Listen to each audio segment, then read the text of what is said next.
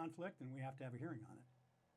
All to get rid of the delegates, and mine got taken out, and then first vote for his was a tie. The second vote, 2 people switched and went his way.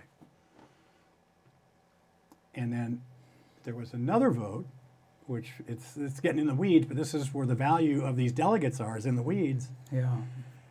For a Bay Area, they have another person to be on the CAGOP board, is the Bay Area, or they call regional vice chairman. Yeah. Ours is for the counties that all touch the Bay. There's six there. And we wanted a certain person in there. And they wanted, their certain person in there. And so everybody's doing their delegate count. Well, they knocked us out 9 votes. When they knocked us out, there's only 180 population.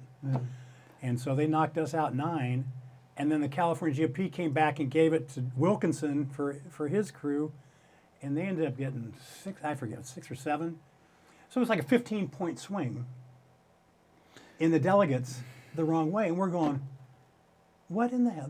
It just seemed too thought out. And the term mob and riot was used, I can't remember what it says for, in Monterey. So I don't think anybody would look at the video that we had of our meeting and the first thing they're going to say is that's a mob or a riot. All right, let's, I have to apologize for having difficulty following the full story I here. Learn how to tell it. So, as it stands, coming out of that event, the convention, you have official status now? Am I correct? Did they finally say you are indeed the chairman of the? On Saturday night at 6 o'clock, after everything is done for the day, and Friday is already done, obviously, they said that Frank Drew, our treasurer, and I got I as chairman got our delegate positions and positions back. Not the rest. We had 7 others. They said no, those are gone. So we had just missed the 2 most important votes that we had. Now we can go into Sunday. There'll be votes we have, but the ones that were critical, like the votes on Sunday were like 400 and 500 votes difference. The votes on Friday was a tie, and the votes on Saturday was 10 or 12 or 15 something. So I mean, basically, you're going through that.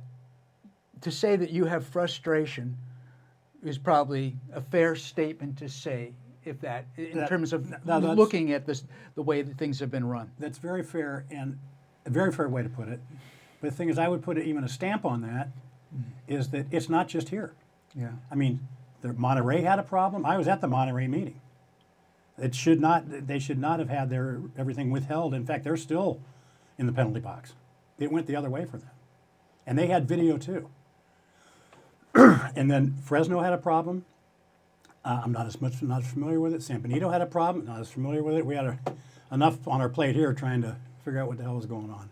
And if we want to get down to trying to uncover the reality of where this tension is, do you see it simply as a power issue? Is it just simply that, or the power structure feels that you represent something, voices that might not agree with a perspective that's coming out of the regular leadership? You represent something scary, the MAGA issue? Is this the underlying thing that you represent? That's probably the simplest thing, and I'm not saying I'm not anything special, so it's not me as a person, it's me as an idea and a voice that's saying something. And there are a lot of other people saying the same thing. So I think they're seeing more unity in the opposition. There's really, I shouldn't say that's not really, I don't think there's a lot of money in the day-to-day business of CAGOP, but there could be in the consulting side of things. And depending on how things go, keep the consulting wheel just kind of turning, win or lose. In fact, if you lose, it might be easier because you don't have to govern. And then just go back and do it again and do it again and do it again. There is a huge side industry to the world of politics, particularly, in the big 2-party system, which we have. Now, I'll give a little bit of background to myself and my connection here with you and the Republican Party. For my viewers, last fall, or was it, I'm already losing track. It would have been not this past fall, but the year and a half now. I became a member of the Republican Party, and I met you at a meeting in Marin County, and you got to me be connected enough to be an associate delegate. And I went down to a Burlingame right. convention and got to experience some of what that was. And I have to say, I represent, and I've spoken to you about this. I'm a green person. I mean, I really am an environmentalist, and I just come at it from this viewpoint that liberty and ecology go together. And I felt that that the Republicans might actually have if they could get the message about how important our environment is, or that our environment is our country. When you talk about defending your country, to me, this is my perspective, this is integral with what our country is. So anyways, I became a member of the Republican Party. And it's sort of a tenuous membership in some levels. I don't know if I belong, like still looking for like what is, do I really belong? There's a bunch of things we can go into it that I'm not exactly, I don't exactly fit in that world at all. And you can go to the Washington, D.C. or whatever, or Sacramento or here. But I do feel like this sense of grassroots democracy, which seems to me what you're dealing with and being stifled, grassroots democracy being stifled in your experience, and seeing it maybe in other places in the Republican Party, is, that's what I feel like what we need.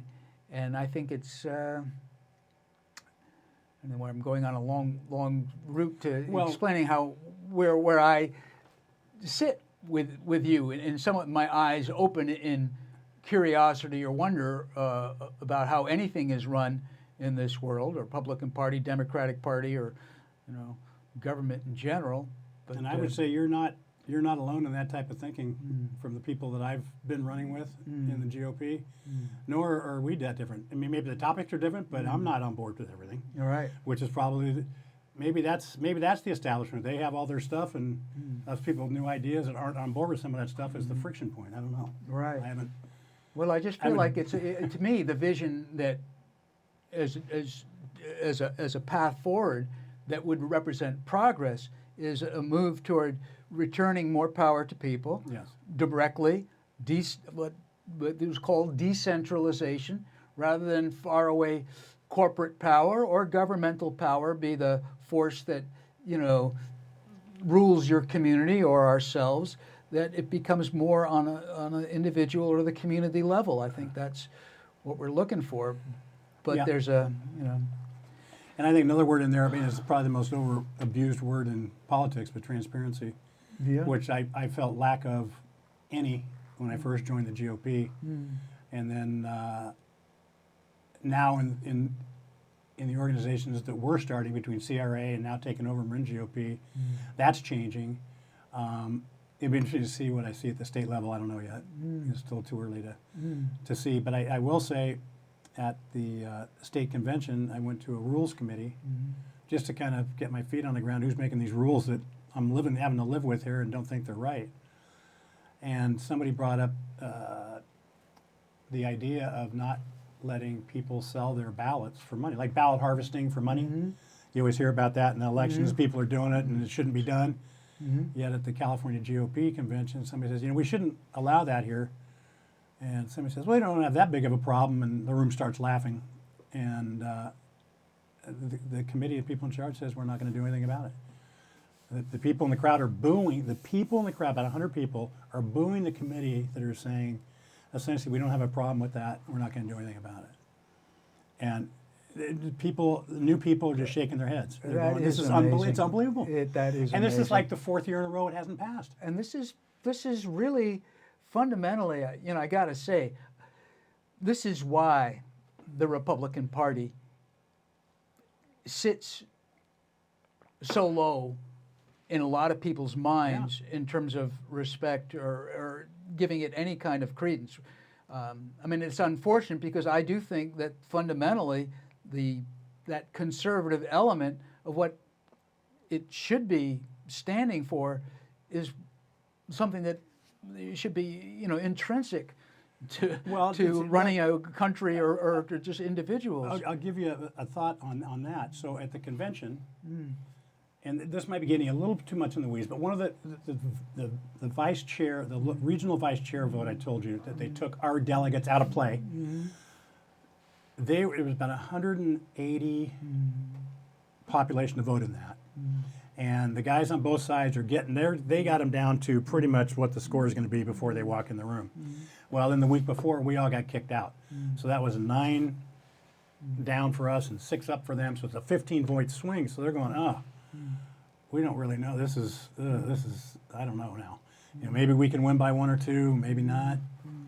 Well, that election, compared to the example I just gave you about ballot harvesting for money, only the person holding the delegate can vote and has to be there in person. Paper ballots, no electronics. And it turns out our guy won by 12 or 15. It's like, wait a minute. That means had we been there, we'd won by 25 or 30.